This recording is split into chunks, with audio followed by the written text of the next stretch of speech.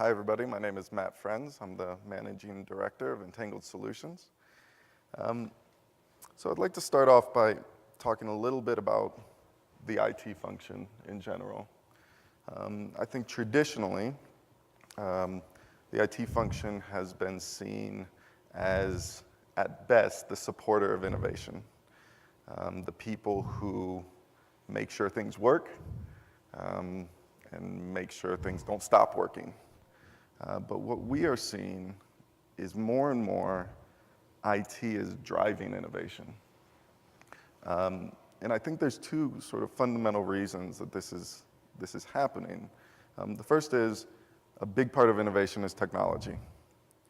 And nobody understands tech better than IT. And the second reason is because folks at IT, in IT, have something that every entrepreneur, every innovator would kill for, and that is direct access to the users of technology. And they're always hearing the needs, the problems, and the ideas for solutions. So again, more and more we're seeing folks in these functions actually leading the drive of innovation. And today, we have three people here who I believe are the leaders of that trend. First, we have Eric Denna with the University of Maryland system. Second, we have Phil Komarny with the University of Texas system. And lastly, we have Tom Andriola with the University of California system. So not only are these folks leading the drive in IT innovation, but they're doing it across systems, which of course presents both opportunities and challenges. So what I'd like to start off by doing is asking something sort of provocative, and I'll start off with you, Tom. Is what I said accurate today? Is IT actually the innovation, and how is that actually playing out at UC? Yeah, so I think you are accurate, and I think I would add to it that it's accelerating, and it's only going to continue to accelerate. I think in the way that we've thought about it, I've been with the University of California for 3 years. I don't have a background in terms of my career being in higher ed. I've spent a lot of time in healthcare and have been in other industries. But what struck me was, as higher education, brings more and more digital data in, the role of the CIO becomes less about being an operational excellence-driven individual and more about a strategic thinker to really sit down with your leadership and talk about how does technology impact the mission going forward? How do we want it? What are the opportunities we want to take advantage of? And with our 10 campuses, it's made us really look at the people that we have at the campus level sitting in those seats from the standpoint of, do we have good strategic thinkers, good people who can spar around ideas with our campus leadership to determine what is the right role of technology, how much should we be investing into technology, are we investing into the right technology in order to really drive this future? And it's really important in higher ed because we've got millennials and now Gen Zers stepping onto our campuses. These are digital natives. They have high expectations about the role technology plays in their experience, and we need to match that if we want to maintain the reputations that we hold with our constituents. Yeah. And I'd like to follow on those conversations and specifically around emerging technologies. And the conversations that you all have to have with other leadership around those. And Phil, I'll direct this question at you because you're implementing blockchain in the work that you're doing. I've read a lot about blockchain and I don't understand it. So how do you have those conversations with folks to help bring them along in a way that gets everybody on board? Yeah, I think, it's been difficult, I'll have to admit that, especially with our attorneys and OGC and trying to understand the differentiation of what a decentralized network would mean and what decentralized data means. starting from that perspective, people always think of Bitcoin and think of Ethereum and think of the currency models around blockchain. But when you think about distributed ledger technologies and what that could mean around a student owning a representation of their accomplishments over a lifetime, then we start to not talk about the tech, but talk about the outcome we're really trying to attain and the affordances of this technology. You know, you don't have to be a cryptographic expert. This is really, if you really want to get into it, it's a big math problem. But we won't want to confuse them. We want to really show them what it's going to afford us and let them all dream this with us. So we produced a thing called ChainScript that we were able to unveil at our recent summit in Austin. And really what it was able to show people what the output would be. And it was a living demo on the blockchain just to show how our students this fall on our platform are going to be able to have a representation of their accomplishments in that app over, through their educational experience, not at the end of it. Mm-hmm. So though it's less of a technology conversation and more of a really a couple cups of coffee, lots of cups of coffee, and a lot of conversations around what this could mean and getting them in that mindset with you. The same thing happened with mobile when we were able to transform with mobile. So bring your own device emerged from that. I think bring your own data is going to emerge from the blockchain revolution. So. And I know that you have some major partnerships in that work as well. Has that helped in those conversations? Oh, absolutely. I mean, working with Salesforce and some of our vendors around, deving this up and trying to get it, as a platform. We're not trying to service one campus, but our whole system. So 14 campuses across our system, 250,000 students, not quite as big as California, but it's pretty big. And it's a microcosm of the country because we have three of the fastest growing cities that are in our state, Dallas, Austin, and Houston. So putting a platform in the center that will allow us to have a partnership or a very tight relationship with an industry vendor like Salesforce to have something that could emerge at that kind of scale so we can onboard 350,000 people when we turn it on. That's a hard thing to do when you're trying to do it either with a startup company or something smaller. We're really thinking of a platform play here. Yeah. So. And Eric, it's one thing to bring those partnerships to your people. It's another thing vetting those partnerships and actually structuring them. How do you go about doing that? That's a work in process because we tend to stretch the variety of players that deal with us. People either look at us like a governmental entity or a corporation, and we're neither. Mm-hmm. We're kind of this. I remember I was told once when I was in the faculty, we're a loose confederation of independent contractors held together by a common parking complaint. So it's really facilitating. This blockchain idea is really an interesting one because there isn't a center to the university, really. Right. The students are the center. The students are the center. The learners are the center. And so what we're finding is that we need to come forward with a vision, that we go looking for vendors that can align to the vision. So when we think about modernization, we do it along a couple of fronts. One is we've got to free the data. We got to get universities, for all that there's kind of chaos, there's a lot of stovepipes. So getting rid of the stovepipes somehow. So we're putting a lot into analytics, getting the data out of the transactional systems so that we can facilitate innovation and decision making. Identity management becomes a huge issue. Traditional enterprise identity solutions that have hard boundaries around the organization simply don't work. Mm-hmm. A professor one day will wake up and say, this friend that I've got in Poland is firing up this experiment and I want to be part of it and we want to share some data, some instruments, some whatever. And if all of a sudden I throw in front of them, well, which department are they in? That's irrelevant. They want the science to drive everything, mm-hmm. the learning to drive everything. Then the other piece is workflow. When you take a simple process, what we would look from the outside and say, here's a simple process. A student wants to get admitted to the university.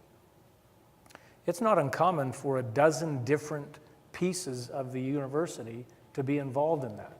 Not just the admissions department, but financial aid, if they're an athlete, housing, meal plans, whatever. And getting people to think seamlessly across all of that with a seamless workflow is Easy. easy, right? But helping them develop a language, a common lexicon. So for me, this is about systems work, and tech is one part of it. But it's also about the process, the data, the people, and the tools. It's all four of those things. So I'm with you. The tech part of it often is the easy part. It's the other pieces of getting the institution to align around what is the system. What's the start point? What's the end point? And what needs to happen in between these two? And get rid of the organization boundaries. How could this be? Well, let's dig into that workflow a little bit, because, and I'll open this up to all you guys, but we can start with you, Eric.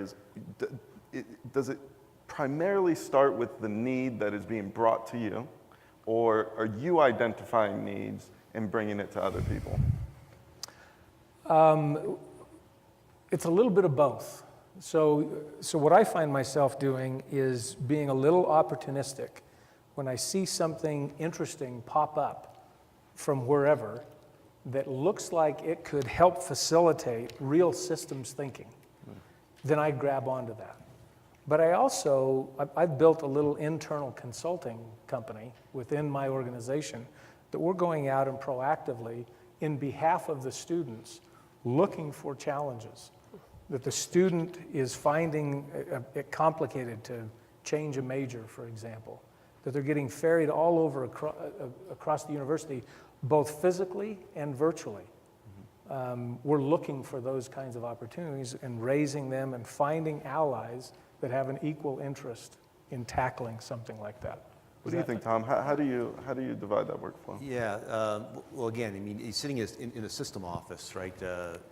You know, there is a level of either confederation or federation, right? Depending on how your system works. You know, so I know I spend my time really trying to help our CIOs, you know, in the model that Eric's talking about, right? Have good intake process, but also be a consultant. I'm a big believer in seeding a lot of ideas. You know, the role of the CIO is to create interesting conversations, ask interesting questions, to create the dialogue. And then when the dialogue starts, have the right expertise in place to be able to influence the direction of the conversation. And so that's what we try to do at a local level. You know, at a system level, what I try to do is I think of it like a portfolio. So just like all of us, we might have an investment portfolio. You know, there's things that have momentum. There's things you have bigger bets in and smaller bets in. There are things that are hot. You try to watch those things. And then when you see activity around, for me, let's say it's 4 or 5 campuses, that's when I know it's time for me to spend some energy on there and say, is this 4 or 5 independent streams, or is there an opportunity to join those streams and create value that all 10 can take advantage of? And I'll give you an example without naming the vendor. So we had a particular area that all of your campuses are spending more money on today than they were 2 or 3 years ago. And campuses were struggling, and we kind of pulled back a conversation and said, let's do this as 10 campuses coming together to this vendor. And it wasn't just about a big contract, though there's tremendous buying leverage that came for that, but we turned it into a conversation that has an element of faculty research opportunity, labs and free training for students, a workforce development program, right? So the innovation wasn't just about what we were doing with that vendor. It was about a big strategic relationship with impact that could be felt at each campus, as well as something in the system, and something that we can talk about externally in terms of impact that we're having to students, faculty, and to what we're doing as a system together. And how do you know when it's the right time to take it to other campuses? I think that's a key part of this. When you see something that's working, and you want to have that broader conversation, like what is that KPI that you look for? What is that signal where you say, now it's time to have that conversation? Yeah, I'd say it's more qualitative than quantitative today, right? It's kind of how are things flowing, and I don't always get it right. You know, and we live in an opt-in world in this particular space, right? So all I can do is think about the forums where I want to create that conversation. And I'm on camera here, but I'll say it, I play our campuses off each other at times. I know that certain campuses in our portfolio, if one is doing it and I talk about one doing it, the other will come into the conversation just because their ego can't not be there. And so that's somehow, sometimes it's a little bit of, kind of playing the cards that are in the deck to get the conversation going. One thing I've found is I know it's time to push when I've got a partner who's willing to step up and co-sponsor and bring resources and remove obstacles and all those kinds of things. What kind of partner? What's the It would profile? be one of my peers or a dean Got it. or a group of deans that get a hold of something and they're willing to invest and help. I mean, it's as much bringing resources as it is removing roadblocks. Yeah. We love to scatter roadblocks all over campus. Yeah, and I think that's the point I was going to make, is just, I think historically, I've been a CIO before too, so it's been, and right now I work as a chief digital officer at the system level in an innovation arm called the Institute of Transformational Learning. So our mission is that, but we are taking the approach that we think that the infrastructure is really helping our problems and not really solving them. All this infrastructure that's coming from all of these great vendors here, and I don't want to name any either, but really, they're giving us what we're asking for a lot of times, but really what we want is something that's more in service of that learner at the core. So really, we took a very long, year-long process to take apart what a life cycle of a journey of a student would be from K through career, okay? With a company, I'll name a company, Big Tomorrow. It's a little Austin company that helped build the Disney Magic Band. So that level of user experience went into this unbundling of what a student's experience could be. But we really wanted to align the technology to support that and give all of our campuses not a light switch moment where they're going to have a huge change management process to bring people over to this. But I want to make it like a dimmer switch so they could really evolve to this platform, and they all want it. So really what happens is it's more than 2 cups of coffee, they're not ready yet. It's really how it works. If it's 1, we're ready, and they're usually buying it from me. So that's the metric, yeah. Yeah, that's usually the magic, limiter there. So, but it does. But I mean, I would say that this is, you do run an innovation department, which is for the whole system, but is different than what Eric These guys and do, Tom right. do. And what I hear from them is that there's very much a pull mechanism that they try and employ. Sure. And I think you employ more of a push mechanism. And why don't you talk a little bit about how you push things out and then scale from there? From the platform's perspective, well, we really went, I really did a tech like deep dive with all of our CIOs first, just to understand their worlds, really. But then what I really uncovered was, then we went and talked around each university that we're working with right now, University of Texas San Antonio, University of Texas Rio Grande Valley, and UT Arlington are the 3 we work with right now. And when you start to look at the campus and the way it's run, sometimes IT is completely unaware. There's 32 different data systems outside of their purview that are actually transacting business at the end of the day that's being merged into these systems later in the end of the day to facilitate a system of record. But really, this experience that these our users, our employees want to have, are having that. They're already doing this themselves. It's almost like viral, just the Salesforce alone.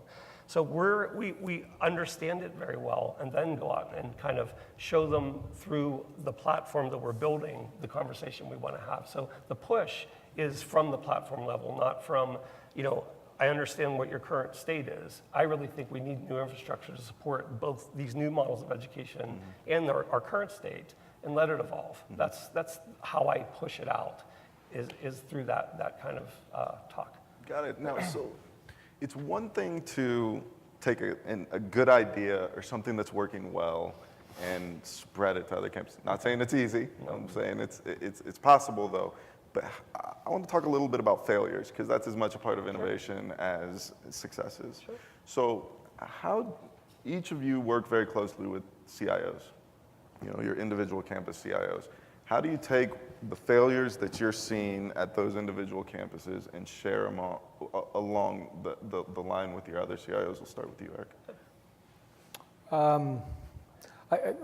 I've made an observation. So I was away from higher ed for quite a while and then came back about 6 years ago. And I remember when I first got back on campus, I made the observation to the president, it's amazing We have never made a mistake around here. Is that funny? Isn't Yep, it? it is. It's It's amazing. Congratulations. Yeah.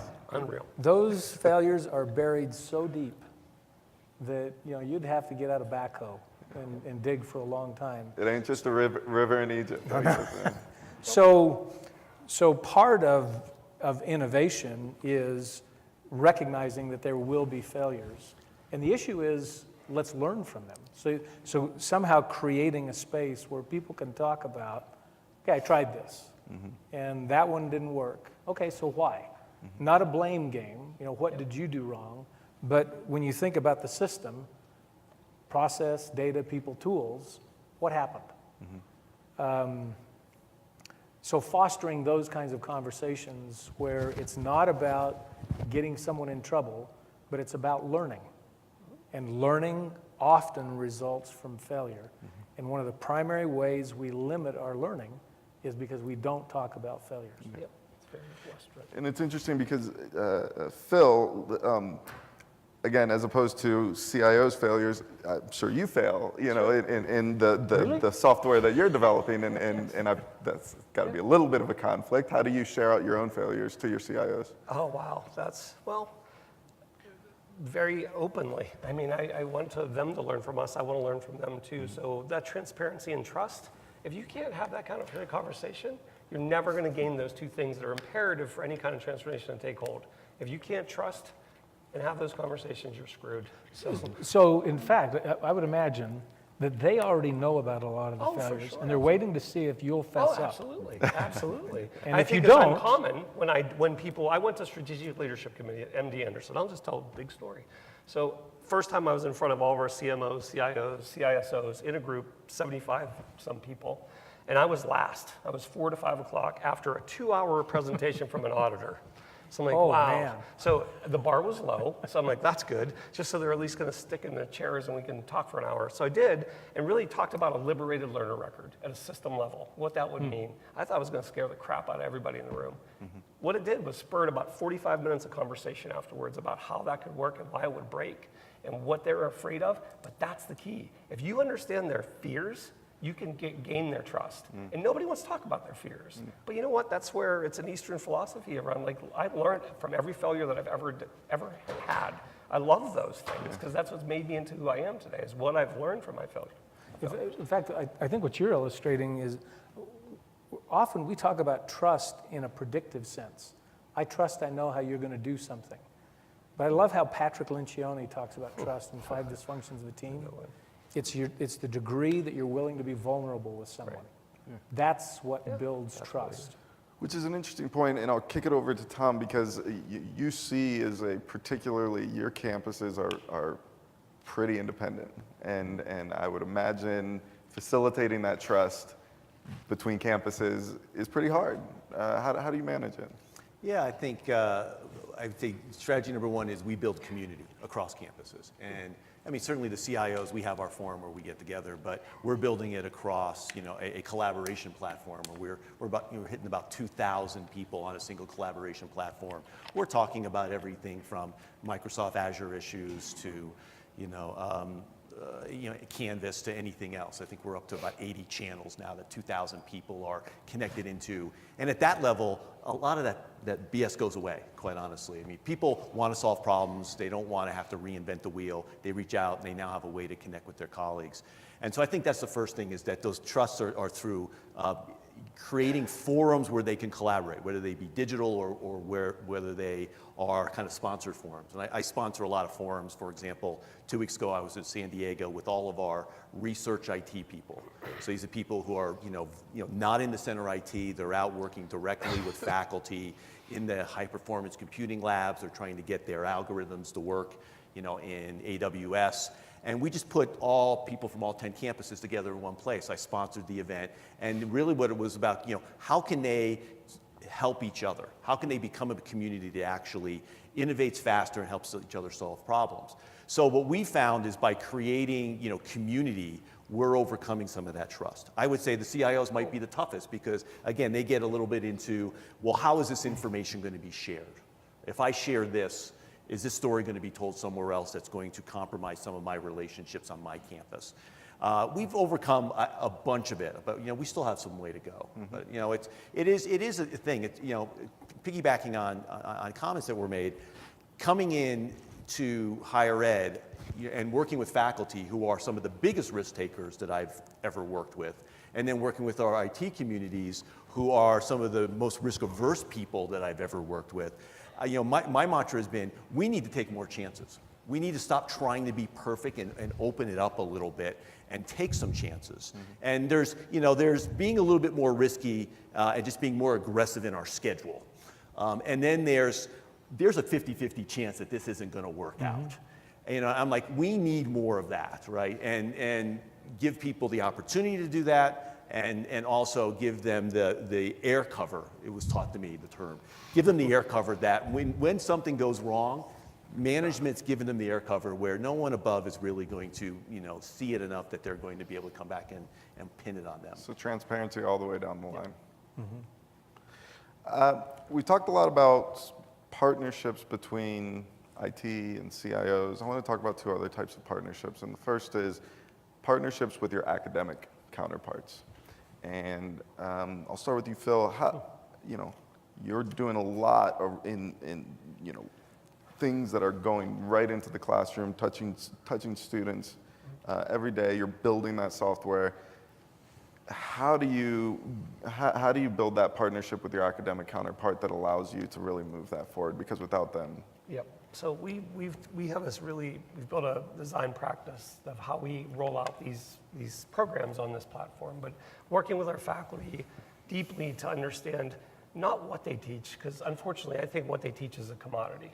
I think learning is a commodity. You can go get it anywhere. Really, you can go. I didn't go to college, guys, so I can say this because I'm sitting here. You can go learn whatever you want to learn. It's how these unbelievable faculty members teach what they do, how they do it. How can we take that, what they do, they love so much, and allow them to scale that? So trying to take apart the curriculum like we did. So cybersecurity, 132 credit degree granting program, turned into about 5,800 discrete outcomes. And we did it with our faculty. That's not easy, but we have a methodology to get there. So having them see this, again, it's another lens to look through. I think them being welcomed with that lens and seeing it and being able to co-innovate with us. This isn't something we're doing for them, we're doing it with them. well, let's talk a little bit about that methodology, because it could be useful if there's entrepreneurs sitting in the audience right now. Would it be, and how does it work? What The methodology that you use to sort of. It's 18 months long. We're whittling that down. Yeah. But it's a very long process. It's really design thinking workshops where we go through every part of the institution of that program. So cybersecurity was focused through that lens, how they are admitted the whole way through, how they're getting into class, and that's where we started. Like that was 6 months. And then we really started to focus on how we're going to take apart the curriculum and everything else. But it was a deep, deep session, but we've learned a lot through that, and we've been able to make a reproducible way that we can go to our next campus, because what we're leaving behind is integrations that are productized. So how we're integrating with our campus data systems into this platform, and then building this differentiated curriculum behind it. It's becoming a process that I think we're going to, push across our 14 schools very quickly. That's great. And Eric, you talk a lot about the student experience. How much do you interact with provosts, and how much do you change your language and talk about more about that student experience and when you're dealing with them? So let me start with how we approach this. We actually work with the students. So I'm constantly harping on 5 questions with my staff. Who do we serve and what are they trying to do? What services do we provide so they can do what they're trying to do? How do we know we're doing a great job? How do we provide the service? How do we organize? And we tend, traditionally in big organizations, we do just the opposite. We start with how we organize, we may define process, we may measure, we imply service and hope there's someone there to use it. So we're constantly, and this innovation team is constantly asking these questions. And so we bring those questions into the academic community.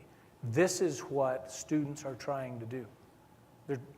So there's a really interesting piece of data that's been around higher ed for a while, and it's documented in a variety of studies. When you look at the time of the faculty about 40% of their time is wrapped up in administrative work, non-teaching, non-research work.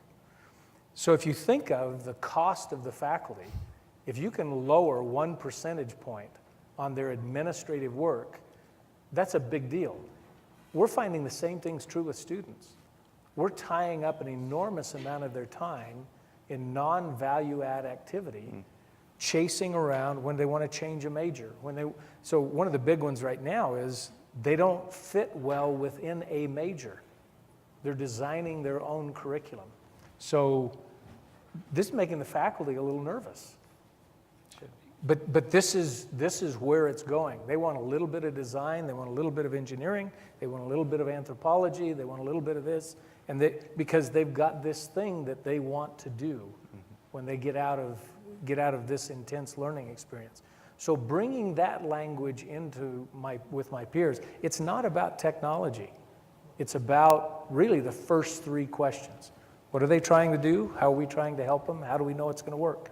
So you're channeling the students to your Absolutely. academic counterparts. Absolutely. I mean, for public universities, students now pay, they're the largest source of revenue on most universities. And I'm just telling the students, act like it. Why are you moping around feeling like you're beat on? You got the power of the purse. Act like it. Yeah. And I'm just trying to help them. Yeah. I mean, Eric's spot on, right? I mean, this is, like any other industries are already there, we have to become student-centric. I mean, it's a learner-centric.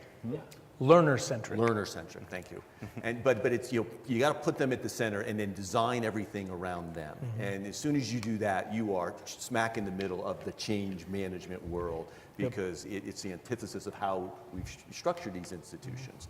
But it's the way to create the dialogue, because nobody can argue that we shouldn't be learner-centric. The question is how do we get there from where we've got ourselves today? So I'll tell you one thing that we're doing that's really fun, is telling the students, whenever you're having a bad experience with the university, get out your iPhone and record it. Take a video of it. We want the videos. Just send us the videos. Well, how do you have these conversations with students? Where are you? I have a group of students. We have a... You have like a focus group? Or Absolutely. Does it change or does Yes. Yeah, this is one of the wonderful things about engaging students, is that by nature, you get new thought all the time, because they graduate. We want them to graduate. Yeah. So all of a sudden you get another group in, and they're opinionated, and you're learning. I mean, you never grow, you never run out of new ideas. And Phil, in those design thinking workshops that you were talking about, are students there? Sure. And how do you facilitate the interactions between the students and the academics? They're just part of the group. Just part of the group. Special You don't have to about it. encourage them a lot, do you? No, it's a beautiful thing. It really is. It's eye-opening for everybody, including the students. Yeah. That they have no idea how screwed up we kind of administer some of this stuff through technology. And nobody's doing it wrong. It's not a bad thing to say. It's historic, and it's got us to this point. When they really understand, hearing these students understand that our technology leaders on this campus, I won't mention the campus, 31 different data systems they didn't even know about. They were in the room for that conversation. So their first question is, why can't I use Snapchat? So But don't you notice that they'll have an experience with Facebook or whatever. They'll enter their information once, and they never have to enter it again. And then they come to campus, and they're entering information into the student. Sometimes writing on a piece of paper. Right? Yeah, filling out a paper form, and they're saying, "Really?" But guys, I'm going to challenge you a little bit here, because I feel like this conversation is centering around millennials, around undergrads, and are those conversations and those focus groups and those design thinking conversations, are you bringing in the 35-year-old continuing ed person as well? Military veterans, military people just getting out of the military, people almost out of the military, because we have Hazelwood in our state, so there's a big funding issue around returning military veterans. But we had the gambit, because when we look at the data, most of our students are going to multiple campuses. If we like it or not, it's just reality. So why are we putting up all these barriers and making it very difficult for us and them, not just for them? So I want to acknowledge that there are people who are uncomfortable with this. But I don't think it's an age-specific thing. It isn't. I mean, I'll give you an example. Hank Lucas, he could retire any minute. He's one of the most innovative guys on campus, full professor, widely regarded across campus, and he is disruptive. He is disruptive. And I've got young ones that don't want anything to change. So I don't think it's can be generalized to, if you're under 25, you're one way. If you're over 65, you're another way. That's that big T word, tenure. Yeah. So, I mean, is the younger faculty aspiring to get tenure, or is that? Or are they real learners? Yeah, and you want to partner with those, the outliers, right? I Yeah. mean, they're the ones who drive the change. Yep. They're the ones that I try to seek out and say, how can I work with them? What value can I bring in a conversation with them where they'll want to partner with me as much as I want to partner with them? Right. And given that so much of where they're trying to go next involves some element of technology, Right. that it's actually pretty easy to start the conversation, I've found. Whether it's around, I'm generating 10x the data for my research than I used to, right? Or, I need to be able to use AI. I'm starting to get my staff into AI. Do you guys have anyone who go over and sit down and talk to us? Or can you introduce us to anyone? So, I mean, I think it's easier today to start a conversation with faculty because so many of the faculty who are really pushing the envelope on their domains have some element of technology that's going to make it happen for them. Mm-hmm. Yep. And I'm glad you brought up outliers because the next thing I think it's important to discuss is the culture that has to change, not just among faculty, not just among administration, but among your folks. Mm-hmm. None of this works if people aren't bought in, and I think even in IT, Right. the innovators are still somewhat outliers. So Tom, how do you drive that cultural change? What are the barriers? How do you get over them? And how are you sort of seeding that cultural change at UC? Yeah, so we have a program that we've launched. We call it U-City, right? And to encapsulate it easily, it's like we're trying to turn 7,000 IT people, from IT professionals to innovators to intrapreneurs. So people who come to the job thinking, how can I transform what I do with the university? And we use community in terms of helping them to connect with people to solve their problems. We give them support to say, I run something really well today on my campus. I'd like to expand upon it and spread it to other campuses within our system. We give them support to do that. And then we even have a path where they can actually turn their particular service or operation and actually start selling it to other institutions. And so we've even had a couple of spin-outs now where we've had some stuff that we've been able to IP and spin out, and then we take it and show it to the venture community. And we've created kind of an ecosystem around this. It's a great way of thinking about staff development, staff retention. We all know that we're challenged to hold on to our good staff or attract good staff. So we kind of have this method of how do we take each of our 7,000 IT professionals, how do we turn them into entrepreneurs, driving real value around the mission? And when we think that we do something really, really good, is there a way to go and actually monetize it outside of the university? And I can tell you, it's a heck of a lot of fun. And how do you parlay that into hiring? Because the more you can bring in those innovative folks, the less you have to sort of change hearts and minds. So are you able to do that yet, or is it still, Yeah, so I'd say that we're spending a lot of energy, kind of rewiring DNA of existing staff, trying to really, demonstrate and invest into those who want to take the risk around doing this, because this stuff is not risk-free. We're starting now to talk about this as a way of attracting those people that we have a hard time getting into our universities. That if we create this type of environment where you get a chance to actually do something really cool and actually even create your own thing, and I might be able to even go create my own spin out of working at the university. Maybe this is a place I want to spend 2 or 3 years of my career, And I always remind our CIOs, oh, by the way, these kids are with us before they go out and work with Google and Snapchat. Why are we not trying to do more to make it attractive for them, not to stay for 40 years, but to spend maybe the first 2 or 3 years after graduation with us, because we've been part of the investment and the experience that's been them getting to their degree. So this is a big deal. I remember the first time I was a CIO at a campus, this was back in the 90s, and I was leaving the faculty. And so I asked my team, So why aren't there more students involved? We had like a dozen students, and they were delivering projectors to classrooms. And I'd been teaching them, so I knew how smart they were. I said, what's so magical about on Friday they're a student, Saturday they graduate, and Monday they're making more than any of you guys? What happened over the weekend? Is it something magical? So we started hiring students, and we went from, it was like 270-something full-time people and a dozen students to 545 students and 220 full-time people. Wow. And it fundamentally changed the job of the full-time people. They all were mentoring students. And students do something that's really annoying and wonderful. They ask why. And one of the most dangerous things we stop doing is asking why.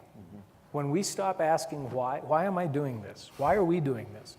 We are roadkill in the making. Students don't do that. They're just wonderfully annoying about that. Why do we do it that way? Why don't we do it this way? And you have to have the right people in that mix. So we turned over people. We explicitly stated, here's our 5 cultural values. We put them in our performance reviews. We made it part of hiring.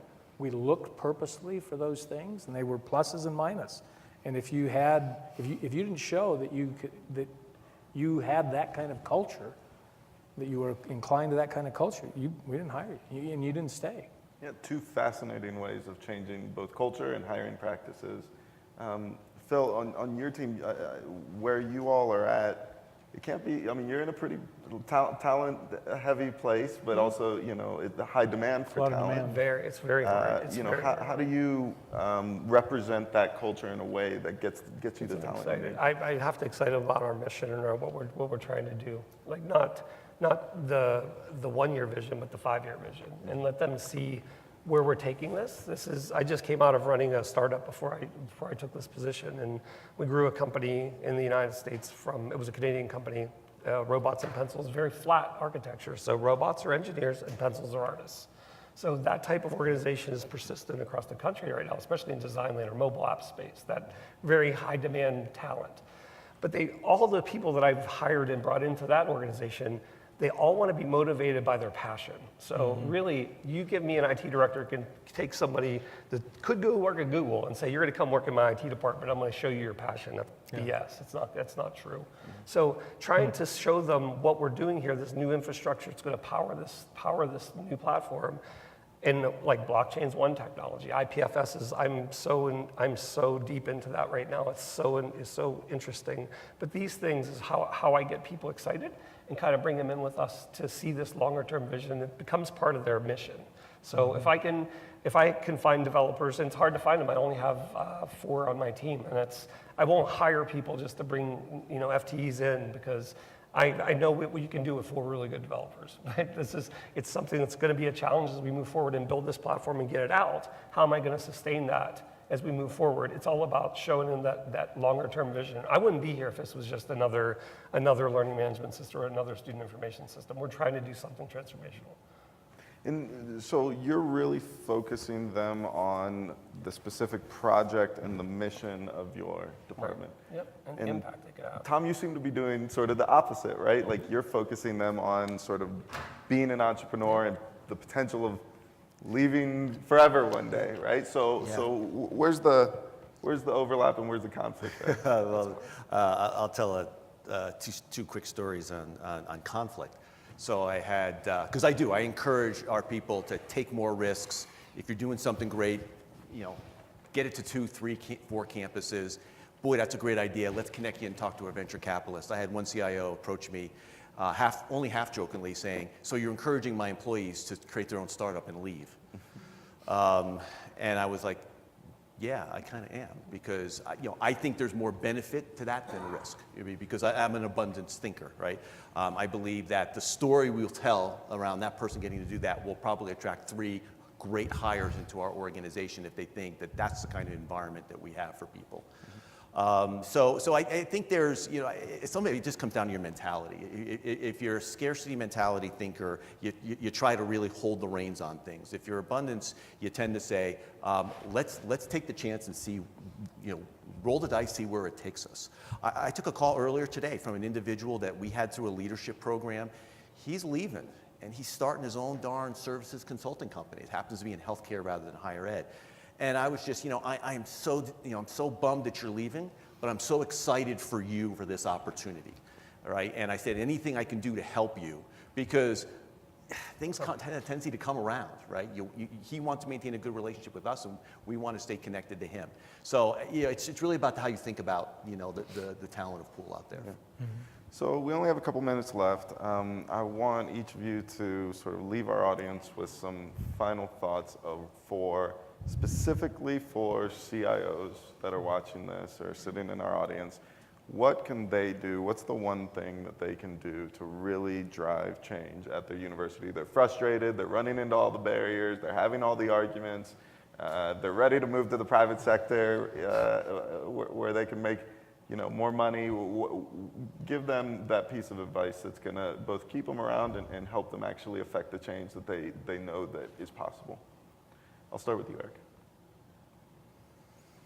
I think a lot of it is about asking the right questions. But we have to be provocative. So I think Chief Information Officer is a misnomer. I think it's Chief Innovation or Chief Integration Officer. Mm-hmm. And it's about systems. It's about process, data, people, tools. And we have to help the institution integrate those 4 components so that there's real systems that are being useful to the institution. So I think it's about asking really good questions that help people identify, design, and maintain great systems. And primarily those 5 questions Yeah, that you laid out earlier. Anyone that's worked with me knows that that's all I know how to do is ask those 5 questions. I think I'm with you. I do more listening than talking. I'm not going to tell them anything. I really want to understand them deeply, not just what they're doing, but how they're doing it, to really show them what we're doing and let them reflect their success in our platform, and then co-innovate together. I don't think we can do this in current state technologies. I don't think we can do it. That's the reason I'm so passionate about what I do and where we're doing it at the system level. That's it. And I really try to just sell this way. I try to bring on board a student. An IT person. It's the same methodology to go out to our CIOs to let them see that they are a huge part of the business today. And if they're not, we're going to build a beautiful new stage for them to be a rock star on, and they have to be able to drive that. And it's been working out really well so far. So I'll build on Eric, right? So after you start asking the right questions and you start creating the conversations, I think CIOs need to think about creating a capability within their IT community that's agile. Because agility is one of the things that just the institutions in general have to become better at. We're too slow moving. I think we all recognize that. And if technology is going to be a part of every conversation about how we evolve and change, we as a community need to be agile. And so the agility factor of different skill sets, different demographics that your staff is coming from, challenging roles for people, that agility, I think, is key for CIOs to think about and build strategies around. Awesome. Well, I'd like to thank you guys for joining us today. I'd also like to thank you for proving my thesis that I laid out at the beginning of the panel.